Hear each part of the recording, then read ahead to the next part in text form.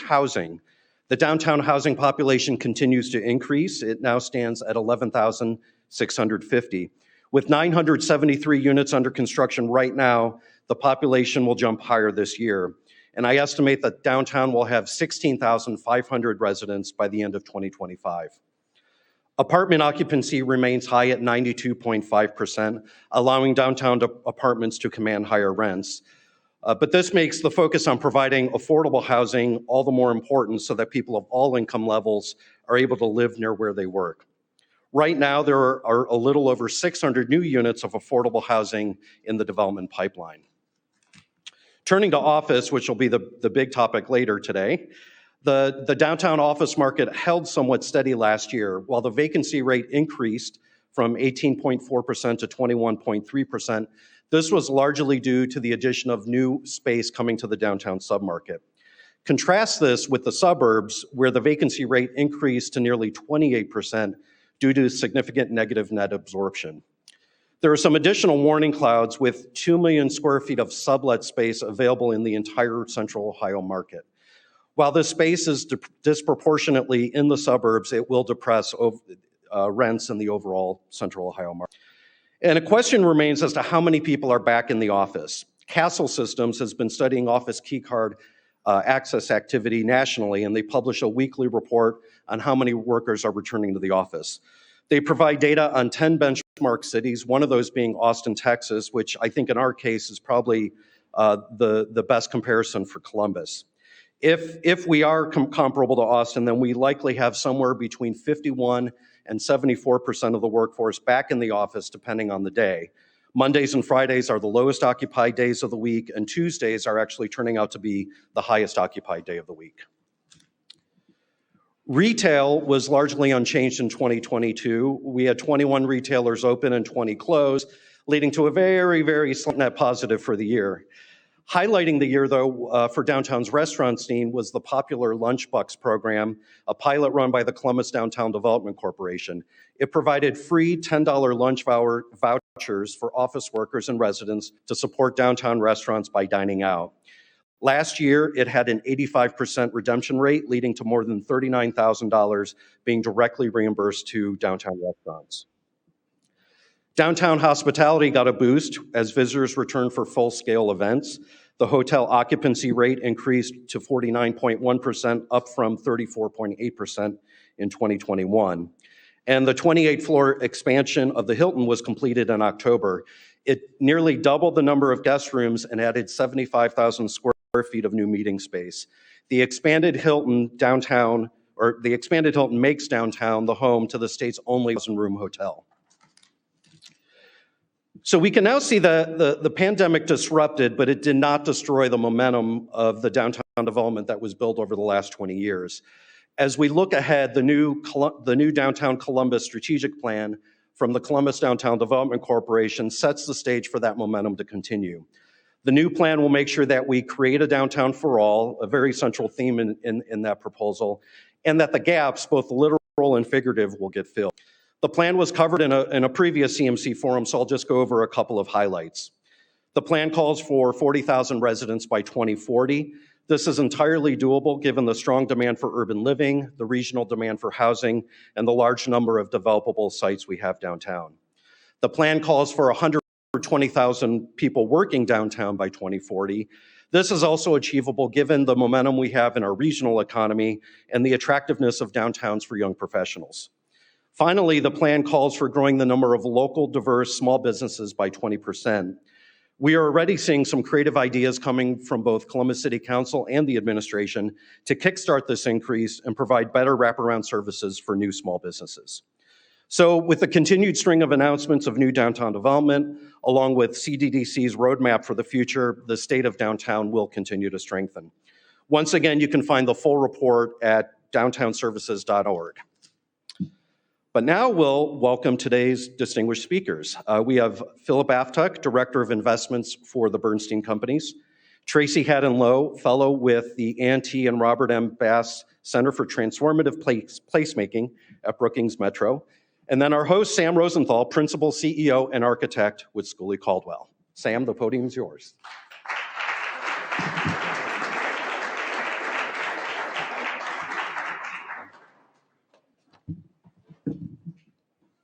Good afternoon, everyone, and thank you for being here. Again, I'm Sam Rosenthal, architect and principal at Schooley Caldwell. And I want to begin by telling you about how in the summer of 2011, Schooley Caldwell began our efforts to restore and repurpose the icon of our skyline at the Levesque Tower. The building today features owner-occupied condos, apartments, a hotel, office space, a coffee shop, and a restaurant. And it's a true mixed-use building and proof that office spaces can be converted to provide a literal new lease on life for existing buildings. This tale of transformation is one that I could talk about for hours, but we're not here to look at the past. We're really here to talk about the state of downtown and the great things happening in the future. The Central Ohio region, and Columbus in particular, is experiencing remarkable growth and change. Our route to this building today is on a site that used to take us by the police impound lot and used to land on an industrial strip, a real story of transformation. And same with our downtown parks at the Scioto Mile. Again, vision and investment embodied here, and that's something that should really be applauded. Marc just spoke about the 40,000 residents by 2040, and we know that conversions of existing office buildings will certainly play a part in providing these new homes to people. I'd like to ask our panelists now, would you please tell us about some of the challenges of converting these existing office buildings into residential uses? Sure, I'm happy to start. I mean, I think the first challenge is that most office buildings actually aren't 100% vacant. So an office building might be half empty, but when I hear you say that, I also hear you say that the office building is half full. And that means that there are existing tenants that are using the building, that are paying rent, and that those tenants have houses and a right to use the space, and they're not going to just disappear into Zoom. Tracy's absolutely right. I mean, on top of that, you have a building that was built 50 plus years ago to be an office, and you're going to put, in our case, 400 plus one-bedroom studios and two-bedroom apartments, a gym, and amenity floor. And so completely something it was not built with that in mind. And so, when we look at floor plates, we have to look at, we have the four walls. And so it's our job to determine how we make the most efficient, best use within those four walls. On top of that, a lot of these buildings are historic, and they're on the National Register. And so there's certain features, or ceiling tiles, windows. In our case, there's a historic bathroom on the 24th floor that you can't touch, and you have to incorporate that. And whether you incorporate it into someone's living room or you incorporate it into your amenity space, it's incredibly challenging.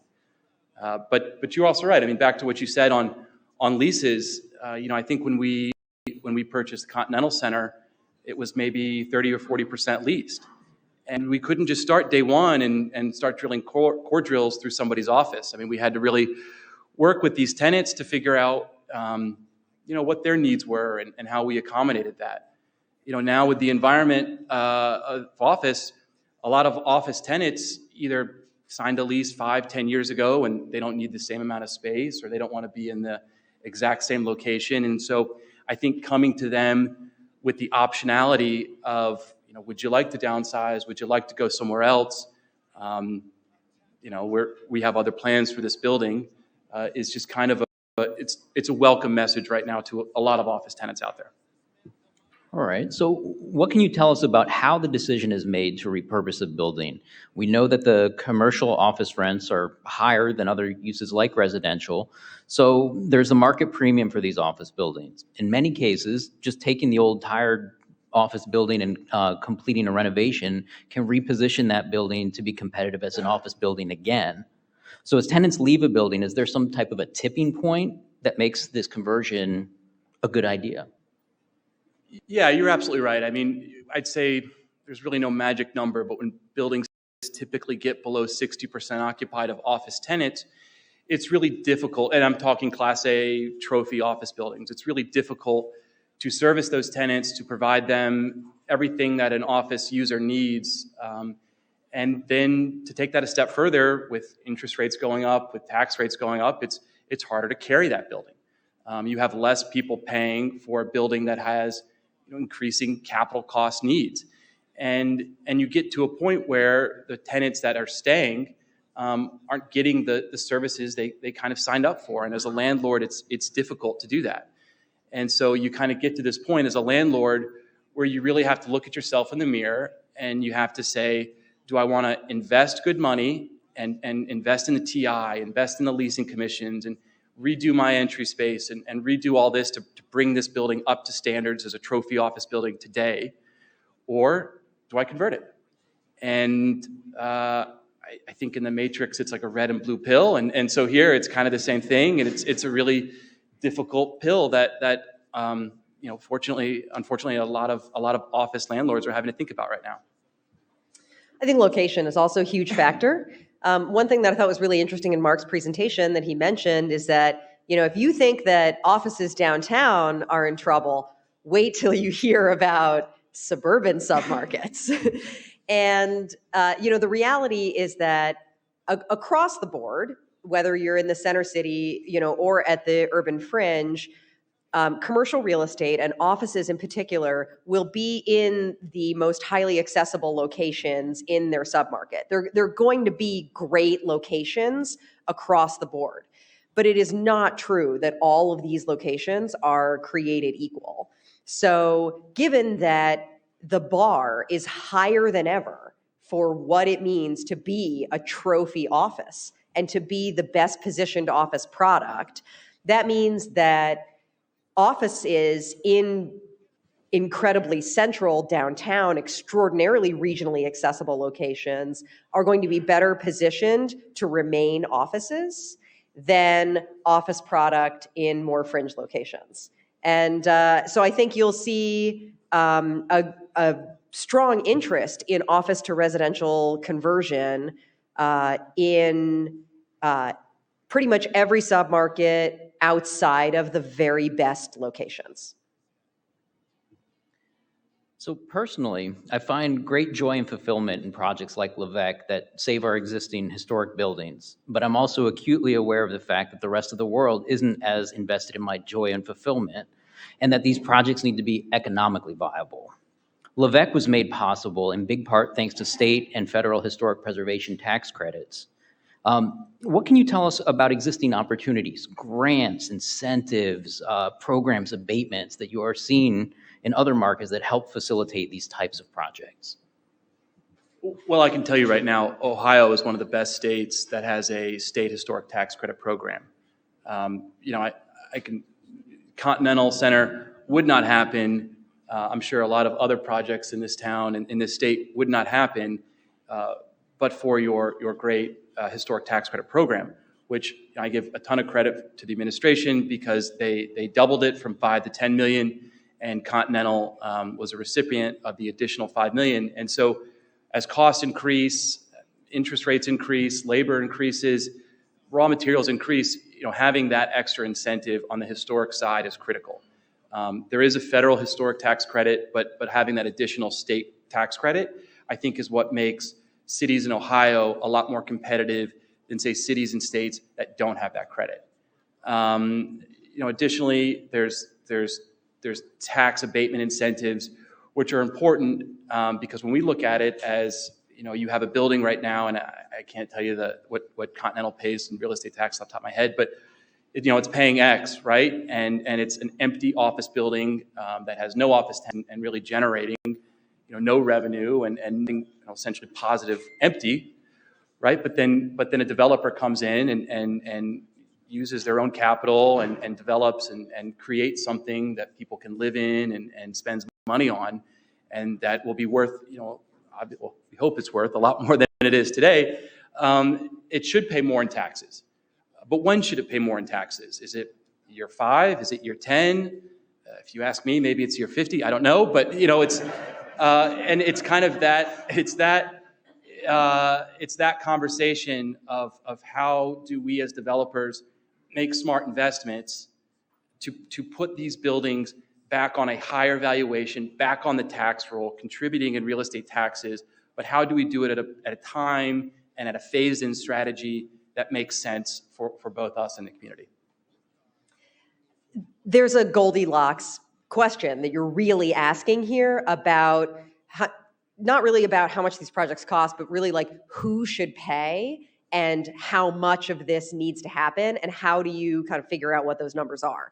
So, I think across the board, you're going to see that cities in extremely strong markets and cities in extremely weak markets are understand that there's a cost to doing these kinds of products and these kinds of projects, and that if there are different public interests that may be represented in subsidizing these conversions. Historic preservation being a super obvious example, right? Like these stunning buildings that are iconic, that are part of the skyline that you just absolutely want to keep. But there are other public interests that could potentially be represented in these conversions. And of course, a lot of the product that most badly needs to be dealt with right now is not eligible for historic tax credits. These are architectural contributions from a point in history best forgotten. So there has to be a different solution for that product. For the spec office product from the 80s, realistically, even a tax abatement alone is not going to address what it's going to take to get some of these projects done. So the question becomes, what other public interests can be represented in these projects to justify additional public investment, and how much of that makes sense? And so, this is where you start talking about affording. And that's some really great insight, and exactly where I hope that we head with this discussion about the impact of these projects. We talked about challenges, we talked about opportunities. Again, Levesque was a great example, using a public-private partnership to enhance sidewalks, bring street trees in, to take a lane of traffic out of Broad Street. I'm wondering about other, like the ripple effects that you're seeing when these projects are completed. What are the positive impacts that are felt along the block, the next street, really the neighborhood where these projects are taking place? So this is a trickier question than it sounds like. It is a good idea to have mixed-use downtowns, right? The idea that you can have central business districts that are 90% office buildings in the era of lumpy remote work. It's pretty obvious that that's not a good idea and that you want to mix other stuff in. But most U.S. commercial cores are more mixed use. The CBD that's 90% office is like a few block area, and downtowns have other stuff going on in them. So adding housing, you have to be careful how you think about it to make sure that you're not weakening your downtown's core value proposition as across the board in every metro area in the United States, the single most important job center in the regional economy. You don't want to substitute housing for jobs. You want to go about these projects at a reasonable scale and strategically so that you create downtowns that are 24/7, right? That don't, if people are living there, there'll be people there after 5 p.m. But you can also create vibrant downtowns that are vibrant after 5 p.m. with nightlife. So housing doesn't have to be the only answer. It's something you want in the mix, and it's something you in order to diversify the market base that supports retail and amenities. But I think that it's a one-size-fits-all solution, and you need every tool in the toolbox. Yeah, and Tracy's absolutely right? You can't convert every office building to residential. It just doesn't. I mean, you've got to think about what makes cities great, what makes residents want to live downtown, and that's to be able to walk to work, to walk to the grocery store, to walk to see their friends and to their favorite bars and restaurants. And so if you lose retail, if you lose office, and everyone goes remote, and the offices flee the cities and go to the suburbs, then why would you live downtown? The proposition there just doesn't make sense anymore. And so it was, I could tell you that not every office building makes for a great conversion. Not every conversion should be done. Not every building should be converted, because at the end of the day, you do want a mixed-use city. You do want people to be able to have office buildings, have hotels, and have a vibrant retail center. And so, speaking Continental, specifically, I think to your question, I think the ripple impacts, the positive benefits, right, is you had a functionally obsolete office building where tenants where their leases would come up and they would leave, and that building was going dark, and around it was going dark, and the weeds were growing on the sidewalk, and we could go on and on, right? But we're going to literally light up that building, create 409 units, create a first floor retail space and amenities for our tenants to enjoy. And so, to answer your question, that's what I hope we bring as a positive impact. But Tracy's absolutely right. We shouldn't convert every office building to residential, because then the residential demand will fall because people won't need to be there. So I want to build on what Phil just said. The single most important placemaking thing that adding housing downtown does, whether it's through conversion or just by building on a surface parking lot or a vacant site, is that it strengthens demand for the remaining office product, because commuting is terrible. Having housing near jobs we did not need COVID to tell us or that this was a good idea. That's been a good idea for a long time. No, people didn't like it. Everyone knew how to use Zoom. And the best thing about putting housing near jobs is not just that it gives people more access to opportunity, it's that it gives those jobs access to a workforce that has a really low friction commute. All right. So we touched on it a little bit earlier, but we really must acknowledge the housing shortage, and especially the affordable housing shortage in our communities. Skyscrapers and even more modest, shorter downtown office buildings are far beyond the cost of a typical home or apartment. So this leads me to ask about ownership. Most of these buildings are owned by an entity like an LLC that's not looking to sell an asset, but also might not be positioned to reinvest enough to reinvigorate that property in the market. There are things like co-ops, condo owners associations. Are you seeing any types of partial ownership transfers as opposed to full building sales and overhauls? Or is there any path to homeownership in some of these buildings? This is something that's going to really vary by state to state. So I am a huge proponent of community ownership. I think that this is an ownership society, and that, I will say this as someone who has rented a home for a really long time. It's an unstable way to live. There was a period of my life where I moved 7 times in 5 years with kids. We need pathways to ownership, and communities of ownership are one way to make ownership more accessible. The first place I ever bought was a condo. That said, in the US from state to state, how risky it is to build condos varies a huge amount, but because of state law.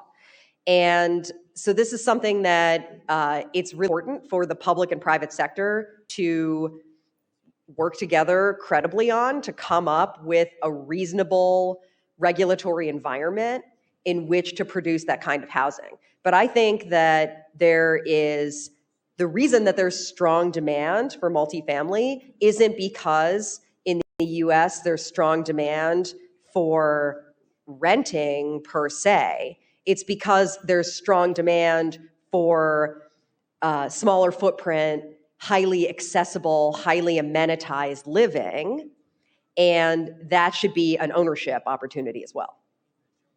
So I'll say with historic tax credits, you can't have a condo structure for at least the period of compliance. So I'll take the easy way out there by saying that we're for rent and not for sale, at least during compliance. But I think bringing apartments to downtown areas, especially to one, downtown Columbus with a young population of either students coming from Ohio State, it's important that if they don't know they're going to be in, let's just say, Columbus for the long term, that we're not saddling them up with a 30-year mortgage, that they don't need to put 20% down, but they have a very nice place to live in a great part of town with all the amenities. And so, I absolutely agree with you. Home ownership is very important, and I still think that's the American dream. But I also think it's important to have places where, particularly people out of college or people that are moving from the suburbs into the city, or people that just want a place in the city, or whatever the case may be, have somewhere that they can afford, that's in a great location, that has all the amenities. And I think we provide that in our developments, especially of these adaptive reuse projects. Yeah, absolutely, Bill. You need both. Tracy, you talked a little bit about smaller footprints just now, and a little earlier about the 80s office building that's not such a great candidate for some of these conversions. I'd like to imagine a scenario where maybe we could see a computer server farm occupying a windowless space and providing the free heat and hot water for other spaces. Are there other types of uses that make sense for some of these properties? A skyscraper farm. Actually, I do know of a project that converted a vacant office building into a vertical farm. So it has happened one time. But there's one of everything. And, I think that we also, we have to think bigger about which building code requirements are really necessary and which should be more flexible in order to ease adaptive reuse, whether it's office to residential or, to hotel or to institutional. Like, we should just, generally speaking, make our built environments able to, the pace of change in society is increasing. It is a problem that our built environments are really rigid and change slowly. That is a structural issue that has to change. And so that's about the building code. And so, for example, this question of like the interiors of these buildings that don't have access to direct light. I mean, to be honest with you, I personally think that it would be okay to have bedrooms that didn't have windows. Usually when I'm in my bedroom, I'm trying to close my eyes and sleep. and I will say, like, when I was living in an apartment with my really young kids, I used a closet as a bedroom because I wanted to be, the light makes them wake up too early from their nap. So, I think that we need to think, I think that building codes in a lot of cities, I think, are way too rigid and have way too many requirements. And that we should be thinking not just about how to have like the greenest building code possible or the most fireproof building code possible, but also like a streamlined code that really just addresses core issues and doesn't bake in these kinds of like peripheral values that don't need to be represented there. You're right. And when we talk about ESG and this focus on green building, and although maybe on the surface you'd look at a project like Continental and say, I don't see where the green features are, but really, we're taking a 350,000 square foot building, and we're reusing it, we're repurposing it, we're recycling it, and we're not using a bunch of lumber and new steel and other materials to go ground up. We're using something that was there, and I think at its core, adaptive reuse projects are very green. Right? I mean, we're taking systems that are 10 plus years old and we're putting in modern day VRF energy efficient systems. We're putting in Energy Star appliances, low flush water toilets. And I think all these things that we're doing as we do this adaptive reuse makes our buildings greener and it recycles them. And so I think, it might not be the first thing you think about, but it is something that, all of our buildings are 2 Green Globes rated, which is equivalent to LEED Silver, and I think it's an important feature for us to do. It's an important, it's just a citizen of the world to do, and I think our tenants appreciate that, both on their lower utility bills and just being part of that overall project. All right, we'll move to questions from our live stream and in-person audiences in just a few minutes. If you have a question, please make your way to the microphone now. If you're watching online, please type your questions into the chat. Before we take audience questions, I have one final question for our panelists. We started talking about some of these building codes, and as we turn our attention to the broader global community, we can find older cities that seem to be thriving and continually evolving to serve residents and businesses. A city like Barcelona or Rome or Mexico City comes to mind. How do these other cities continue to maintain their density and vibrancy for centuries? Okay, well, I was in Barcelona 2 weeks ago, so I don't know who, I don't know who told you to ask that question, but it was very timely. It's a mix, right? I mean, I think, kind of back to what we were talking about before, you look at some of these cities and they truly are mixed use, right? And let's use your Barcelona example. You could stay in a hotel and you could see where people are walking to work. There's relatively few cars. There's a great public transportation system. Everyone goes to eat, and there's small bodegas and grocery stores everywhere. And I think that core that people want to be in cities just makes them more successful. Now, looking at this at a more zoomed out picture, right? Those European cities you named are hundreds plus more years old than Columbus and many of our cities. And so they've got some time on us. But that said, I think if we think about, how do we make cities truly mixed income, mixed use, open to everybody, and an aggregator of ideas and just thought and just vibrancy, I think will ensure the success of the long term. And I can tell you, Columbus specifically, we're in other cities, but Columbus has a lot going for it. Someone told me that you have an Intel chip plant going downtown somewhere, I heard. You heard about that. I heard about that a couple of times. And there's a lot of tailwind happening here, right? I mean, take this forum as an example. We're not doing these forums in every city we're in. And so I think the fact that so many of you showed up today, you're concerned about your city, you want to know what's going on, you want to know how you can make it better. You have Capital Crossroads is doing a great job, making sure you go in the right direction. That's positive. You have that in Columbus here, and a lot of cities don't. And so, hats off, kudos to you. And so I think that kind of ensures that you're going in the right direction. Well, I'm ready to retire because Phil can just take over. I thought that was an incredible answer. What I'll add to what Phil said is correct, that these cities are successful over a timeline of centuries because they're built around a traditional pattern of development that is as old as human settlement. And that includes city centers that are extremely dense, pedestrian first and pedestrian oriented, and very mixed use. And most of the United States is built on a different development pattern. We don't know if that would work here because we haven't tried.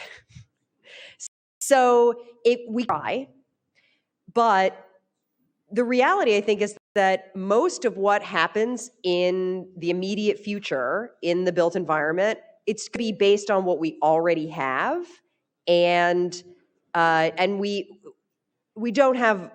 We shouldn't be constantly starting over. That's the mistake that we're always making. We need to take what we have and do what we can to improve it. And that's exactly what the adaptive reuse conversation is about. Just think even bigger about it.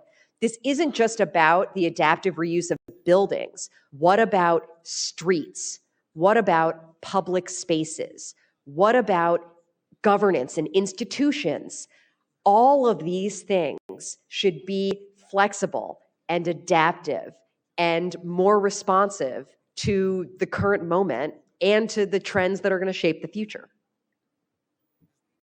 Excellent. It's CMC's longstanding tradition to take audience questions. Jane Scott with CMC is curating questions from today's live stream audience. For those of you with us in person, please join Jane at the microphone. Out of respect for others, please keep your questions brief and to the point so we can get to as many as possible. Please also keep in mind that questions do end with a question mark. Jane, what is our first question? Well, I have a number, and then we'll do every other one here, okay? Kathy Fox, what carrots and sticks might be employed to encourage infill development in our downtown where we still have a lot of surface parking lots? Question mark. So, we were just talking about the last question, right? And how we make cities better, how we make them more ultra mixed use. And I think a lot of that begins with, these empty parking lots, right? You think about parking lots, they're designed to bring people from out of town, commute in, have them stay here, and then have them drive home. But what if we thought about having them stay here, live here, work here, and play here? And I think there's a way to think about parking lots, whether it be the tax rates or some other incentives, whether it be a real estate tax abatement to encourage development on the lots. But I think it's important to carrot or stick tax rate or tax abatement to think about how we think about those parking lots and what they're used for. That said, we'll always need parking. I'm reminded of that all the time, but it's important to just not have a bunch of empty, dark lots in a city, because that's not what makes cities successful. You can stuff someone full of carrots and hit them with sticks as much as you want, but if they are surrounded by a whole bunch of walls that are in their way, they're not going to be able to move and do anything. They're just going to lie there stuffed full of carrots and covered in bruises. So, I'm getting this question a lot from cities right now. And my question back is, have you gotten out of your own way yet? Do you have a vision that is flexible? And have you correspondingly evaluated the entire regulatory ecosystem in which the built environment changes to make sure that it is aligned to deliver that vision? Have you modernized your zoning code? Is your comp plan up to date? These are the questions these are hard questions that I can really relate to elected officials and staff wanting to run away from, but this is the work, and it has to be done. So I think it's really important for cities to get their own way before they even start to worry about the carrots and the sticks, though those will also be required. Realistically, the state also has to be a partner in addressing a lot of this stuff. And so where US politics is right now is that it's very difficult for cities and states to collaborate legislatively. And we need to understand the current moment as we emerge into the post-COVID reality, as a time when we've spent a few years not talking to each other and yelling at each other a lot, which is not the same as talking, and hit reset and try to identify small opportunities to work together, build shared consensus, and make changes.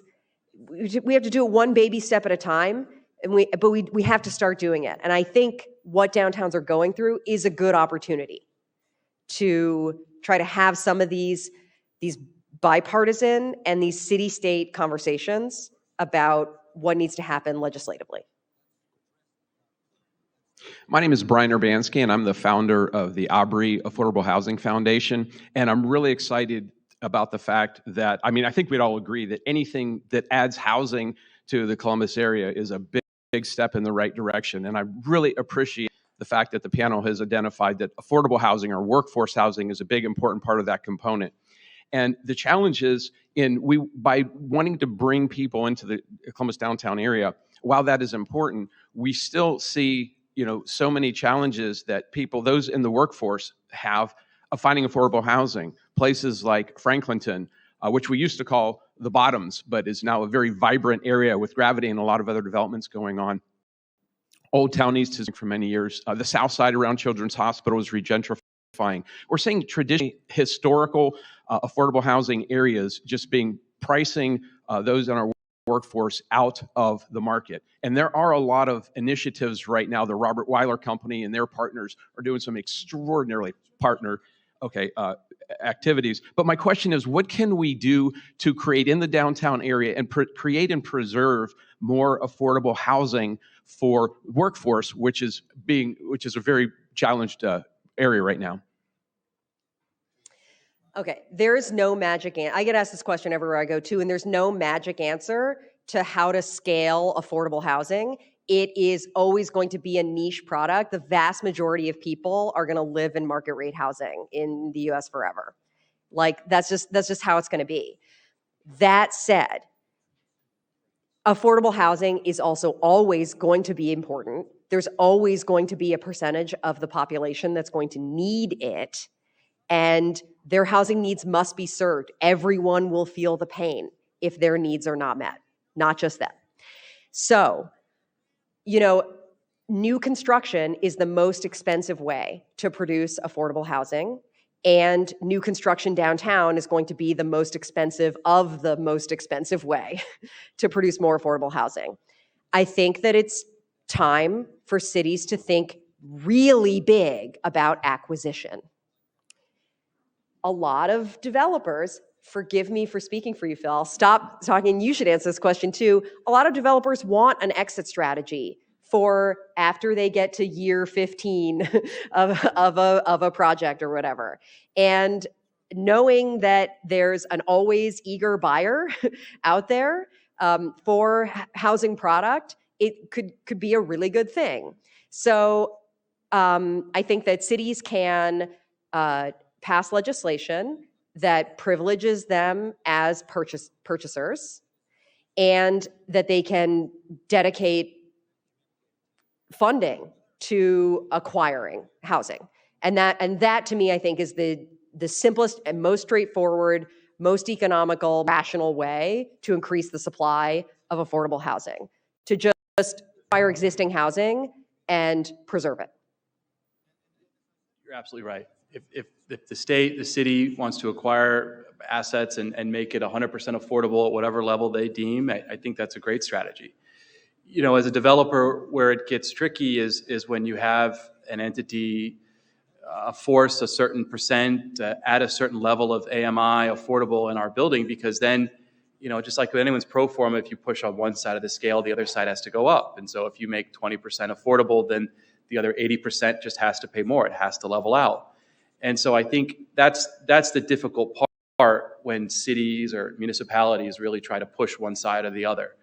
But that said, I mean, personally at the Bernstein companies, we always feel that, our best amenity is our price. And we try to deliver units that have all the monitor amenities. We can talk about all of them, but that also are affordable to a workforce family, right? We never deliver at the most expensive price point in the market, right? We're not the lowest, right? But we're there for somebody who is looking for a quality unit in a great location with all the amenities as downtown has to offer. And so, that's something we take very seriously at our company. It's something that we always think about when we design. Do our tenants want this? Are we over designing, right? Because there has to be a return on our investment, or can we skip this, or can we think of other alternative ways, and can we pass those savings along to our tenants? And so that's something that we always think about, and we're very cognizant of. So don't steal our tagline of best amenities are price. That's such a good tagline. It's our tagline. I know. It's a great tagline, but it's ours. My name is Carol Looper, and I'll ask you my question first. You referred to the Levesque Tower as a project that took a lot of work, took a lot of money, took a lot of grants, and exists as a multi-use building. How successful is it? If you use it as an example for others, how successful has it been? My husband's law firm was on the 12th floor for 42 years, and the changes that were made were not conducive to the businesses staying there. The parking was taken over and the construction was quite heavy. How successful is the Levesque Tower as a multi-use building? Carol, that's a great question. I think one of the biggest successes of the Levesque is that it had those ripple effects, and we saw new entryway and a valet drop off for the Palace Theater. We see activity there. The hotel is filling up. This week, we're about to say hello to 20,000 guests for the Arnold, and the hotels are filling up. You're right about the office space, though, and that's probably why the building was converted. 10-foot floor to floor, things close together, archaic systems. And I'm sorry, I was the one that did the drawings to get your husband's office out. But I also look at the fact that the last of the 8 condos was finally sold. I look at 69 apartments that are above 90% occupancy. People are finally back at the restaurants, and the Starbucks does amazing business, especially for the folks right across the street at City Hall. The office space, I think, continues to struggle, and I think that's just simply a single building where the office space is the wrong use for today's market. So I'm probably going to butcher this name, Marc Davis from CCAD. As a person with a disability, she says she's blind, who can't drive a car and struggles with mobility. I'd like to know what ways you're planning to make downtown more accessible. I can speak about Continental Center. I mean, I can talk about downtown, but I think when you've got a building built so long ago, right, it clearly doesn't comply with today's modern ADA standards and practices. I could give you an actual example. I mean, you can go through the sidewalk and see it's completely uneven. So I imagine it's only a hazard for somebody with limited vision. So, when we're done and when we deliver the Continental Center, it'll fully comply with all ADA standards. You're going to have level and smooth sidewalks all around it. And so I think it's important as we do these adaptive reuse projects, we always comply with the ADA, and then what's around us in the public right away is well lit and smooth and I think open for everybody to use. Everyone, I do wish we had more time, but I'm getting the wrap-up signal, so we'll turn it back over. We'll do one more question before we turn it over. Just real quick, I thought Tracy's comments about tradition were very well stated in light of the fact that so much of what we're striving to achieve we used to have, like a retail magnet downtown and little trolleys that took people around. And I'm thinking that the car and urban sprawl pretty much destroyed that. So to what extent would getting rid of cars downtown facilitate achieving some of the goals we're talking about today? So, every action has a reaction. And you can't just ban cars or defund the police or close state mental institutions or whatever it is without having a plan for what is going to replace that, right? And so, what we saw, what downtowns are going through right now, and what we saw during COVID is that if there are fewer people driving downtown, that means that there's excess right-of-way that can be repurposed to other uses. So you can take more, not 100% incremental, but more incremental steps towards right-sizing infrastructure and what use it's devoted to in order to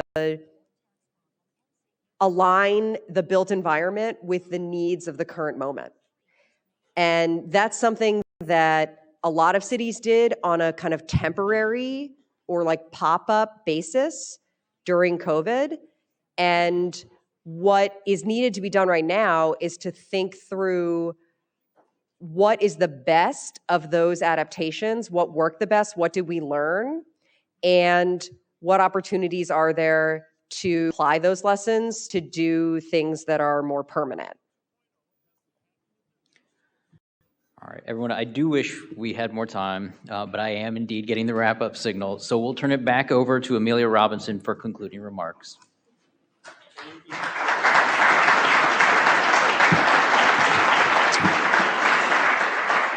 Well, I hope everybody's found that as illuminating as I did. I learned so much about where I might try to find a house, so or live. A lot of places to look at. We want to thank today's sponsor. We want to thank Capital, Crossroads, and Discovery Special Improvement District, the Edwards Companies, Marker, and the Robert Weiler. Did I say it wrong again? Weiler Company.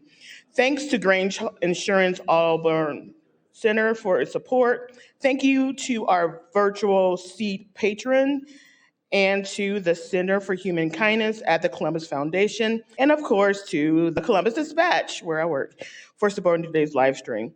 And our very special appreciations to today's speakers. We have Marc Conte. I'm really terrible today, sorry about that. Phil Aftuck, Tracy Hayden-Lowe, Lau, and also our host, Sam Rosenthal. So thank you to them.